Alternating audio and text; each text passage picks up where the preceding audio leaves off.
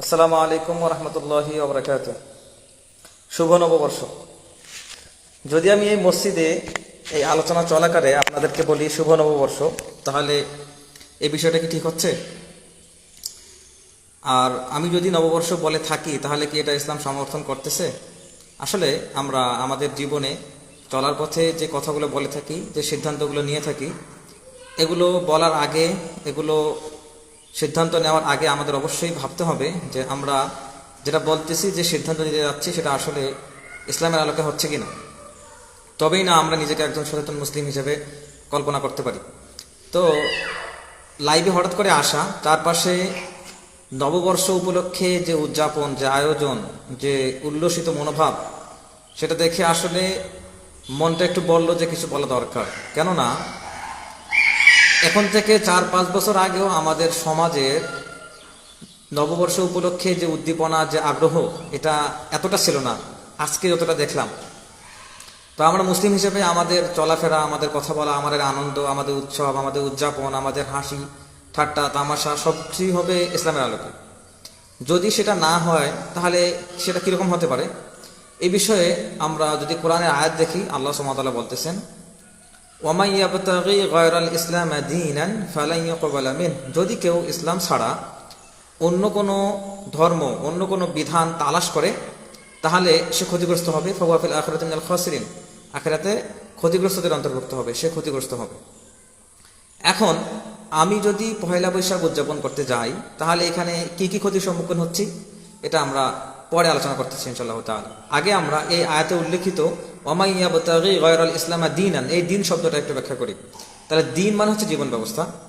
জীবন ব্যবস্থার অন্তর্ভুক্ত কি কি? টয়লেটে কোন পা দিয়ে ঢুকবো, টয়লেটে ঢোকার আগে কি দোয়া পড়তে হবে, টয়লেট থেকে বের হওয়ার পর কি দোয়া পড়তে হবে, কোন পা দিয়ে বের হতে হবে, আমরা ঘুমানোর সময় কোন দোয়া পড়বো, কোন কাঁধে ঘুমাবো, খাওয়ার সময় কোন হাত দিয়ে খাবো, কি দোয়া পড়ে খাবো, খাওয়ার শেষে, খাওয়ার শুরুতে আমরা কোন পাশ থেকে খাবো, খাওয়ার শেষে কোন দোয়া পড়বো, খাওয়ার শেষে আমরা মেহমানকে নিব কিনা, এই যে চলার পথে আমরা কোন পাশ দিয়ে চলবো, কাউকে দেখলে সালাম দিব কখন, কখন সালাম দিব না, আমরা কাপড় পরার সময় কোন দোয়া পড়বো, এই যাবতীয় যে জীবন বিধান, জীবনের নিয়ম কানুন, এটা হচ্ছে দিন, জীবন ব্যবস্থা। তো আমি যদি মুসলিম হয়ে থাকি, আমাকে অবশ্যই পোশাক কেনার সময় ভাবতে হবে এটা পর্দার অন্তর্গত হবে কিনা, আমাকে ভাবতে হবে এটা অতিরিক্ত টাইট হবে কিনা, আমাকে কাউকে কথা বলার সময় আমাকে অবশ্যই ভাবতে হবে যে আমি যে কথাটা বলতে যাচ্ছি সেটা আসলেই হক কথা হচ্ছে কিনা, আমি বলার সময় কারো হক এখানে নষ্ট করতেছি কিনা, কিংবা কারো গীবত করতেছি কিনা, আমাকে এগুলো সবগুলো ভেবে ভাবনা চিন্তা করেই পথ চলতে হয়।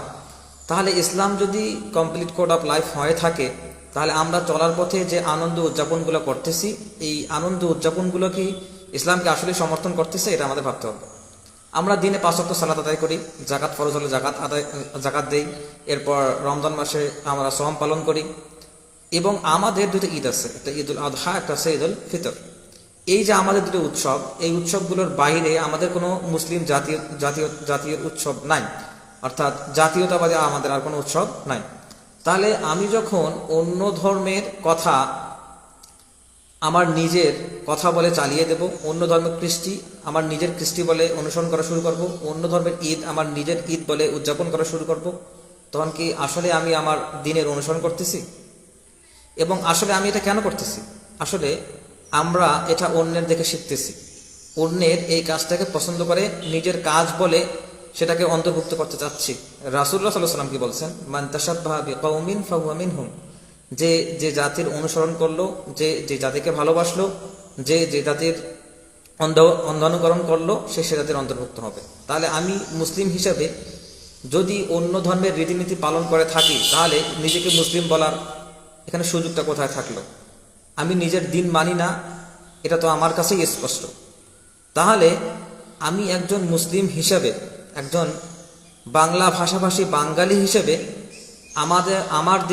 আমাদের দেশের এই যে কৃষ্টি কালচার, এই যে উৎসবগুলো কতটুকু পালন করতে পারি?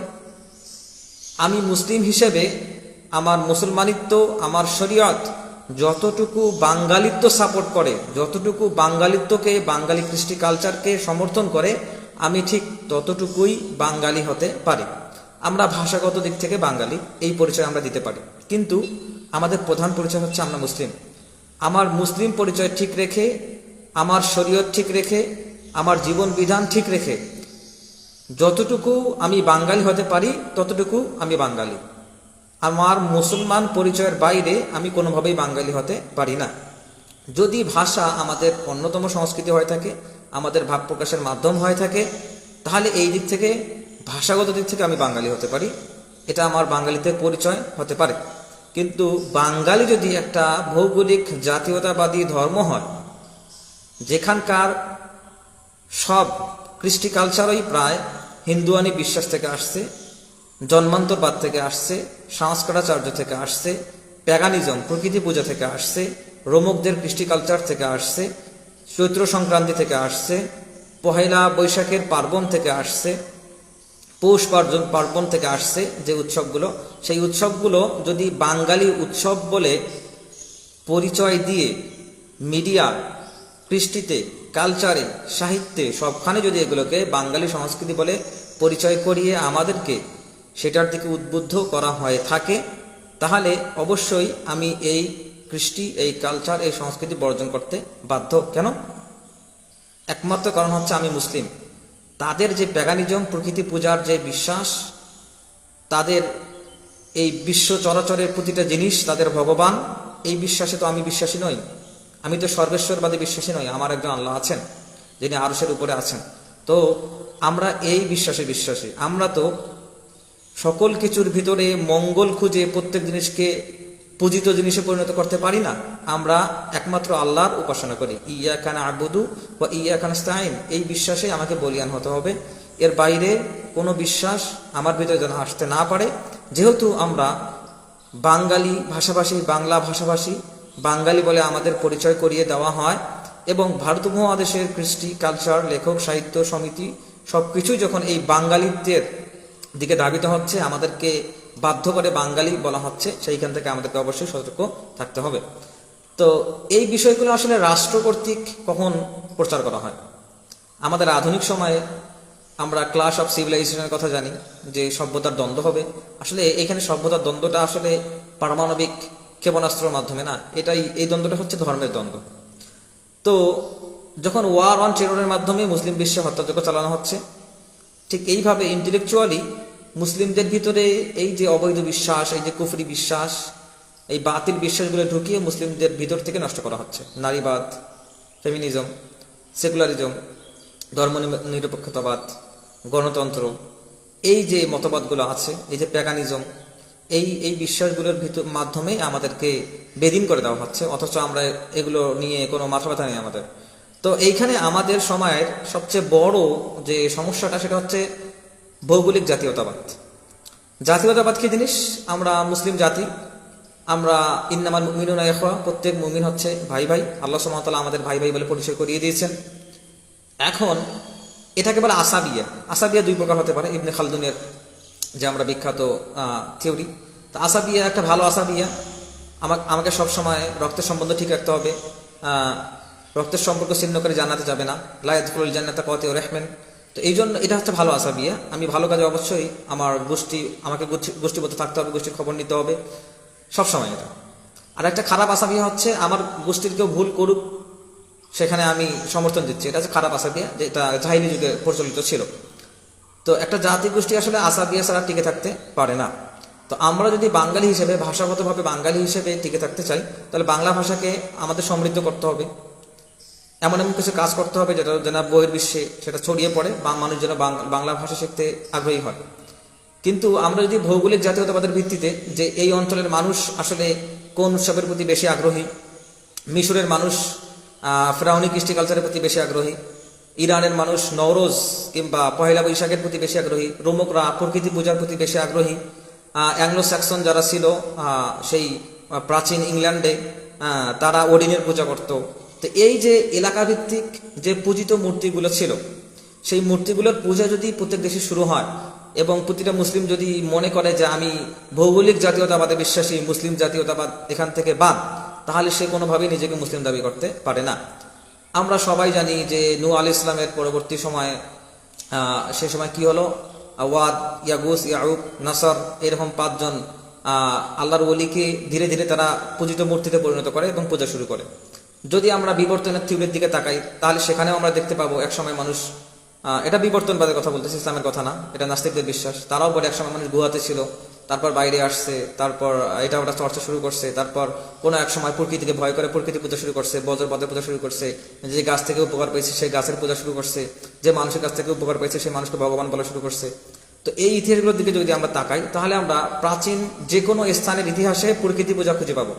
পেঁচাকে দেবতা বলা হচ্ছে, বজ্রপাতকে দেবতা বলা হচ্ছে, সাগরকে দেবতা বলা হচ্ছে, নদীকে দেবতা বলা হচ্ছে, সবকিছুকে দেবতা বলা হচ্ছে। আমরা প্রত্যেক স্থান কেন্দ্রিক এই যে আমরা সপ্তম আশ্চর্য যে বিষয়গুলো দেখি সবগুলোই দেখতে পারবো এটা প্রকৃতি পূজার সঙ্গে সংযুক্ত। যেমন মিশরের পিরামিড, তারপরে মাচু পিছু আরো যেগুলো আছে, মাচু পিছু হয়তো না, আরো যেগুলো আছে দেখবো যে পাথর খাড়া করে সেগুলো কোনো একসময় পূজা করা হয়তো, যেভাবে জাহিলি যুগের আরবরা পূজা করতো। যেমন হলো তোমাদের একজন মানুষের মধ্য থেকে একজন মানুষ কি করলো, ইয়াউদুন আবি রিজালিন মিনাল জিন, তারা একজন জিনকে আহ্বান করলো তাকে সাহায্য করার জন্য। তো এই যে জিনকে আহ্বান করা, জিনের কাছ থেকে সাহায্য নেওয়া, জিনকে তুষ্ট করার চেষ্টা করা, আবার প্রকৃতি পূজা, এই সবগুলো আসলে ইসলামের বিশ্বাসের বাইরে। তো এখন যদি আমরা জাতীয়তাবাদের ভিত্তিতে এই পয়লা বৈশাখের মতো উৎসবটা পালন করি, যেটা আসলে হিন্দুয়ানি বিশ্বাস থেকে আসছে, যেগুলো আসলে আমরা বঙ্কিম, রবীন্দ্রনাথ, শরৎচন্দ্র এদের লেখাতেও পাই, এবং আমাদের যে বাঙালি রেনেসা আছে যার প্রবাদ পুরুষ যারা ছিলেন সবাই ছিলেন হিন্দু, তো এরা এইগুলো চালিয়ে দিচ্ছেন।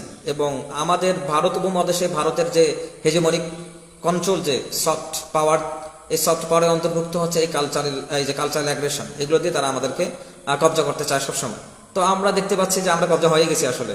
আমাদের যে ইসলামিক কালচার, যেটা সবচেয়ে শক্তিশালী কালচার একটা, তো এই কালচারটা আমরা ধারণ করতে পারিনি, আমরা হিন্দুয়ানি কালচার ধারণ করছি এবং সেই হিসেবে নিজের জীবনকে আমরা সাজাচ্ছি। তো আমরা সবাই জানি যে যে ঘরে মূর্তি থাকে, যে ঘরে পশুর ছবি থাকে, সেই ঘরে সালাত হয় না, সেই ঘরে ফেরেশতারা প্রবেশ করে না, এটা একটা কমন সেন্সের বিষয়। তো এইখানে একজন মুসলিম মা কিংবা বাবা সে আসলে কিভাবে তার সন্তানকে পয়লা বৈশাখের পোশাক কিনে দিচ্ছে, মেকআপ কিট কিনে দিচ্ছে, সেগুলো মেকআপ করে পয়লা বৈশাখের পোশাক পরে পান্তা ইলিশ খেয়ে তারা পয়লা বৈশাখ উদযাপন করে বেড়াচ্ছে। এমন এক এলাকায় যাচ্ছে সেখানে কি হচ্ছে, মূর্তি নিয়ে দোলতাবলা বাজানো হচ্ছে, গান গাওয়া হচ্ছে। এটা একটা উৎসব, কি বাঙালি জাতীয়তাবাদের 1000 বছরের নাকি এটা উৎসব, এটা একটা ধর্ম। মানে বাঙালি জাতীয়তাবাদ একটা ধর্ম, প্রত্যেক জাতীয়তাবাদের একটা ধর্ম। সেই হিসেবে পয়লা বৈশাখ এই বাঙালি জাতীয়তাবাদের অন্যতম একটা উৎসব।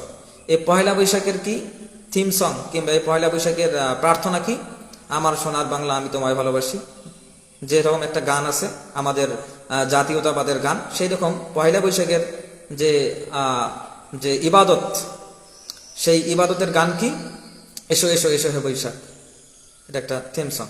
এখানে কি করতে হবে, ফজরে উঠতে হবে, যেভাবে মুসলিমরা ফজরে উঠে এখানে যাইতে হবে, পুষ্পার্পণ করতে হবে, তারপরে গান গাইতে হবে, তারপর কি করতে হবে, আলপনা আঁকতে হবে।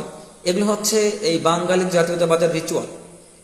যেভাবে আমরা মুসলিমরা কি করি, আমরা ঈদের দিন তাড়াতাড়ি উঠি, গোসল করি, নিজেকে পবিত্র করি, হয়তো মিষ্টান্ন কিছু খেয়ে ঈদুল ফিতরে যাই, আবার যদি ঈদুল আজহা হয়ে থাকে আমরা এসে কিছু খাই, কোরবানি করি, আল্লাহর রাহে রক্ত প্রবাহিত করি, তারপর সেই মাংস দিয়ে আমরা ভাত খাই।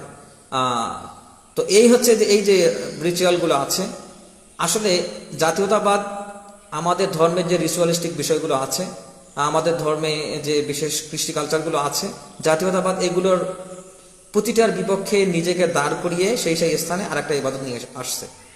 যেভাবে একটা বিদাতের স্থানে একটা সুন্নত চলে আসে, একটা বিদাত তুলে দিলে আবার একটা সুন্নত চলে গেলে একটা বিদাত আসে, ঠিক সেইভাবে। তো আমরা যে আসলে এগুলো করতেছি, এটা আসলে ইসলাম সাপোর্ট করে কিনা এটা আমরা অবশ্যই ভাবতে হবে। এরপর কথা হচ্ছে যে যারা আমরা এটা করতেছি, সহজেই বাচ্চাদের এগুলোকে ইনভলভ করতেছি, টাকা দিচ্ছি, শাড়ি কিনে দিচ্ছি, সেগুলো উৎসব করার আমরা তাদের উৎসাহ দিচ্ছি, কিংবা জেনে না বুঝে এই কাজগুলো করতেছি, তাদের তো ভাববার একটা সময় আছে। কেননা এই সন্তানরা কে আমাদের দিন কি বলবে, যাদেরকে আমরা কোনো রকমের দ্বিধাদ্বন্দ্ব ছাড়াই এই কাজগুলো করতে দিচ্ছি, কোনো রকমের নিষেধাজ্ঞা ছাড়াই কাজগুলো করতে দিচ্ছি, একজন মুসলিম হিসেবে, মুসলিম বাবা মা হিসেবে, সন্তানরা সেদিন কি বলবে কে আমাদের দিন, আযাবান দি'ফাইনি মিনাল আযাব, হে আল্লাহ আমাদেরকে যে শাস্তি দিবেন, আমাদের পিতা মাতা আমাদের বড়দেরকে যারা আমাদেরকে সতর্ক করেনি তাদেরকে ডাবল শাস্তি দেন, দ্বিগুণ শাস্তি দেন, এটা বলবে। তো আসলে আমরা বাচ্চাদেরকে কোথায় জড়াচ্ছি, স্কুল থেকে রাষ্ট্রীয়ভাবে পিতামাতারা, বড় ভাইয়েরা বোনেরা কিচ্ছু বলতেছে না, বরং আনন্দ উৎসাহ দেওয়া হচ্ছে। আসলে আমরা কোথায় যাচ্ছি, এটা আমাদের ভাবতে হবে, চিন্তা করতে হবে। শয়তান বলছিল আল্লাহকে যে আমি বেঁচে থাকবো কিয়ামতের আগ পর্যন্ত। শয়তানের কিছু পাওয়ার আছে, আল্লাহ সুবহানাহু ওয়া তাআলা শয়তানকে কিছু পাওয়ার দিচ্ছেন, মানুষের রগে রগে চলতে পারে। শয়তানের আরো কিছু ক্ষমতা আছে, আল্লাহ তাকে ক্ষমতা দিচ্ছেন। যেমন বলছেন ওয়াস্তাফজিজ মান ইসতাতা মিনহুম বিসাউতিক, তোমার যে কণ্ঠস্বর আছে সেই কণ্ঠস্বরের মাধ্যমে মানুষকে পথভ্রষ্ট করো। কণ্ঠস্বর কি জিনিস? এই যে গান বাজনা, লাহওয়াল হাদিস, অসার ক্রিয়াকলাপ, এগুলো দিয়ে মানুষকে শয়তান দখল করে নিচ্ছে, চলতেছে মানুষ এগুলো নিয়ে সবসময় আছে। একটা মানুষ সারাদিন কাজ করতেছে, সেই সঙ্গে ননস্টপ গান শুনতেছে, অথচ গানে কোনো মনোযোগ নেই, চলতেছে। এই আয়াতের শেষের দিকে আল্লাহ সুবহানাহু ওয়া তাআলা বলতেছেন, কি বলতেছেন? ওয়াশারিকহুম ফিল আমওয়ালি ওয়াল আওলাদ, তাদের সন্তানে, তাদের সম্পদে তুমি অংশগ্রহণ করো। সন্তানেরা এখন শয়তান কেন বেশি হচ্ছে? বাবা মা শয়তানে পরিণত করতেছে। আমাদের সম্পত্তির অধিকাংশ সম্পত্তি কেন খারাপ কাজে ব্যয় হচ্ছে? আমরা ভালো কাজে নিয়ত করি না, আমরা ভালো কাজে দান করি না। একটা ভালো কাজ যেভাবে ভালো কাজ নিয়ে আসে, সেই ভালো কাজটা আমরা করি না, যেটা অন্য একটা ভালো কাজ নিয়ে আসবে। আমরা খারাপ কাজ করি, সেই খারাপ কাজটা আর একটা খারাপ কাজ নিয়ে আসে। তো এই যে বিষয়গুলো, আসলে দেশ কোথায় যাচ্ছে, আমরা কোথায় যাচ্ছি, এগুলো ভাবার এখনো যথেষ্ট সময় আছে, আমাদেরকে ভাবতে হবে। এই জাতীয়তাবাদ ভিত্তিক যে অনুষ্ঠানগুলো আছে, এগুলো আমাদেরকে পরিহার করতে হবে। এই প্রকৃতি পূজা, প্যাগানিজম, হিন্দুয়ানি বিশ্বাস, কৃষ্টি কালচার, যেটা পুরো বিশ্ব প্রমোট করতেছে, যেখানে মুসলিমদের সঙ্গে ক্লাসটা পুরো বিশ্বের, সেইখানে মুসলিমরা যদি আমাদের অবস্থান থেকে শক্তিশালী না হয়, আমাদের সাংস্কৃতিক অবস্থান থেকে শক্তিশালী না হয়, তাহলে আমরা কিভাবে বেঁচে থাকবো? কিয়ামতের আগে আগেই এই যে ফিতনাগুলো আসবে, রাসূলুল্লাহ সাল্লাল্লাহু আলাইহি ওয়াসাল্লাম বলে গেছেন যে একটা মালার যদি গিট খুলে যায়, তাহলে একটার পর একটা যে দানাগুলো থাকে সেটা নির্বিঘ্নে ছুটে আসে, চলতে থাকে। তো আমরা সেই অবস্থানে আছি। এই সময় আমাদের ঈমান রাখা কতটা কঠিন, হাতে অঙ্গার রাখা যতটা কঠিন, তার চেয়ে বেশি। আমাদেরকে এগুলো ভাবতে হবে। আল্লাহ সুবহানাহু ওয়া তাআলা আমাদের এই আধুনিক যে ফিতনাগুলো আছে সেগুলো থেকে রক্ষা করুন, আল্লাহুম্মা আমিন। আল্লাহ সুবহানাহু ওয়া তাআলা আমাদের যে ভৌগোলিক জাতীয়তাবাদী ফিতনাগুলো আছে এগুলো থেকে রক্ষা করুন। আল্লাহ সুবহানাহু ওয়া তাআলা আমাদেরকে বিশুদ্ধ বিশ্বাস নিয়ে কিয়ামতের দিন আল্লাহর সামনে দ্বন্দ্বমান হওয়ার তৌফিক দান করুন, আল্লাহুম্মা আমিন। সুবহানাকাল্লাহুম্মা ওয়া বিহামদিকা আশহাদু আল্লা ইলাহা ইল্লা আনতা আস্তাগফিরুকা ওয়া আতুবু ইলাইক।